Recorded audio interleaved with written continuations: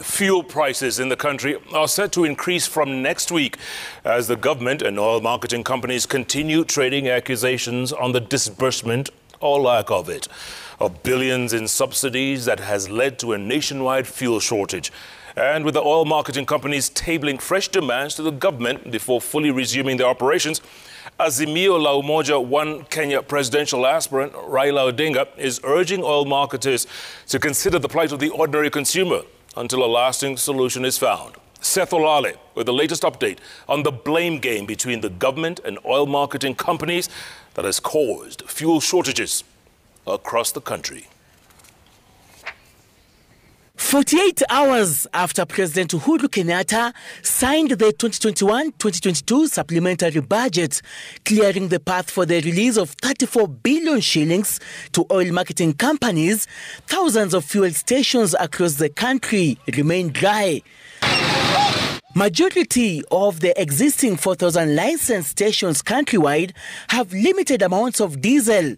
Many motorists who consume super petrol have been left stranded. This fuel station behind me represents thousands others across the country without fuel. Experts warn that this particular situation might persist for at least 2 weeks. Yesterday, in an exclusive interview with Citizen TV on the eve of the annual budget reading, National Treasury Cabinet Secretary Ukur Yatani accused oil marketing companies of illegally hoarding petroleum, despite the government having made an advance payment.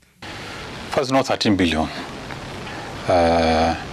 Maybe it's about 5 billion. Because by end of last week, we had paid out 8.2 billion. This is subsidy that was the same. I want to believe that the concerned ministry, the Ministry of Petroleum, should tell us what's happening. I want to believe that as a result of conspiracy between the suppliers to hoard the product and create artificial crisis with a view of, I don't know what they want to achieve. In a consultative meeting with Azimio la Umoja One Kenya presidential flag bearer Raila Odinga in Nairobi, oil marketing companies openly expressed their dissatisfaction with the government as they tabled a series of demands before resuming the engagement with the national government.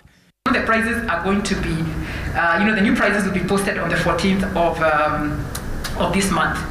It's uncertain as to whether the current losses will be included in the pricing formula. So last but not least is one of the solutions we also think is to actually have a national tax policy that's holistic. And this tax policy we envisage will review and justify all the existing taxes, including those in the petroleum sector. Make sure that as policymakers, you pass this forward, that if we don't take care of that segment of 40%, upward of 40% of the market, then we are likely to have a very, very big issue. ODM leader Raila Odinga pleaded for restraint from the oil marketing companies, saying the ordinary consumer will suffer as a result of the deadlock. The customer or the consumer does not have to suffer unnecessarily because of issues that have been artificially caused here. There will be little relief for the consumer. Treasury CS Yatani revealed that the fuel prices set to be announced on the 14th of April are likely to increase. At least 7 key licensed fuel marketers have been paid by the government, but the bulk of the 68 official marketing companies still await the government's disbursement to reflect in their bank accounts as the fuel crisis in the country carries on. Seth Olale, Citizen TV.